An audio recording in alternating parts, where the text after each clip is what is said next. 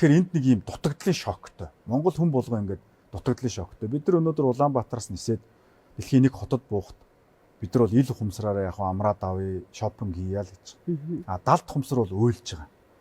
Эмгэнэн уйлж хямарж байгаа. Тийм учраас монгол хүн болгоо гадаадад нэг гоё ялчаад Улаанбаатарт эргээд буухаараа стрессддэг. Тодорхой хугацаанд гэртээ ирж байгаа сайхан болж. Энэ юу гэхээр далд ухамсар ажиллаж байна.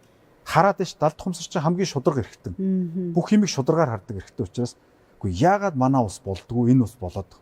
Яагаад энэ улсын зам нь нөгөө такси бариад явчихд ийм гоё тэгчгэн манайх ийм байгаа ингээд яагаад харьцуулаад ингээд бачимдаад яагаад тэгэхээр бид дэлхийг эзэлж ийсэн шүү дээ.